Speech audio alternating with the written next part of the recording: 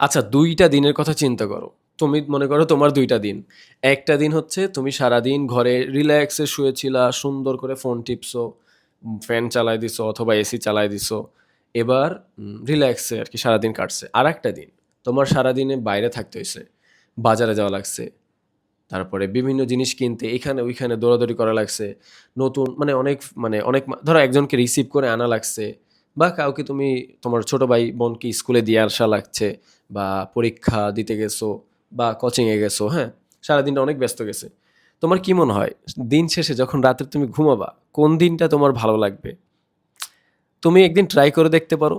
তুমি যেদিনকার ব্যস্ত ছিলা না, ওই দিনটাই দেখবা তোমার ভালো কাটছে। তুমি হয়তো ভাবতেছো, উফ! সারাদিনটা মানে খুবই মানে বাজে গেছে।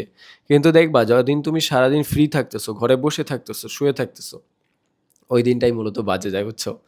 আমরা মানে তুমি যদি স্পেশালি ছেলে মানুষ হয়ে থাকো, তোমার হাত পা নাড়াচাড়া যদি না করে, মানে বাইরে দৌড়াদৌড়ি বা একটু ফিজিক্যাল মুভমেন্ট যদি না করো, তুমি আলটিমেটলি মানে হতাশ হয়ে যাবা। এটা আমি নিজে তোমাদের এমনি বলতেছি না, বই থেকে পড়ে বলতেছি না, আমি নিজে ফিল করেছি এটা।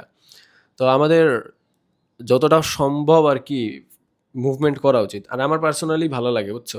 বাইরে যাওয়া বা নতুন মানুষদের সাথে মিশা বা এরকম যেকোনো কাজের মধ্যে থাকবা খুবই ভালো লাগবে। সো এই জিনিসটা ভাবা বাদ দিয়ে দাও যে আমি সারাদিন ঘরে বসে থাকবো, রিল্যাক্স লাইফ, চিল লাইফ। দেখো, সোহাগ বাইরে চিনো হয়তো, মাহমুদুল হাসান সোহাগ অন্যরকম রকমারি গ্রুপ, রকমারি.com আর হচ্ছে অন্যরকম গ্রুপের চেয়ারম্যান। উদ্বাসের আর কি, এই যে তোমাদের যে ব্যাচ করায় না, ওই ভাইয়ের কথা বলতেছি। তো সোহাগ ভাইয়ের কাছে একটা কথা শুনছিলাম, সেটা খুবই ভালো লাগছিল যে একটা মানুষ ড্রিম করতেছে যে হায় আল্লাহ বা এরকম যে আমার ড্রিম হচ্ছে আমার হাত ভর্তি ২ হাত ভর্তি টাকা থাকবে আর চারপাশে মেয়ে আর মেয়ে থাকবে। তো আল্লাহ তালা যদি ওনার দোয়া কবুল করছে, তারপরে উনি ওর কি কয় পাবলিক বাসের মেয়েদের বাসে ইয়ে হয়ে গেছে, হেল্পার হয়ে গেছে, ওনার হাত ভর্তি টাকা আর চারপাশে মেয়ে। এরকম আরেকটা ঘটনা আছে। তোমার যদি এমন লাইফ ড্রিম থাকে, ড্রিম লাইফ যদি এইটা হয় যে আমি সারাদিন শুয়ে বসে থাকবো, মানুষজন আমার এসে আমাকে খাওয়াই দিবে, ঠিক আছে, পারলে তোমাকে গোসল করায় দিবে।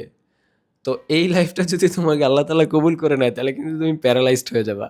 তুমি প্যারালাইজড হয়ে শুয়ে পড়ছো, মনে করো মানুষ এসে তোমাকে খাওয়াই দিতেছে, তোমাকে পরিষ্কার করাই দিতেছে। তো এইটা হচ্ছে গিয়ে আল্টিমেটলি কমফোর্ট লাইফের মানে মিনিং। তো আমরা মূলত জন্মাইছি একেকজন একেকটা পারপাস খোঁজা উচিত আমাদের আরকি। মানে বৃহৎ পারপাস। শুধুমাত্র টাকা পয়সা যে পিছনে দৌড়ানো উচিত এমন না। আবার এমন না যে সারাদিন গরিব থাকার মেন্টালিটি নেয়া উচিত।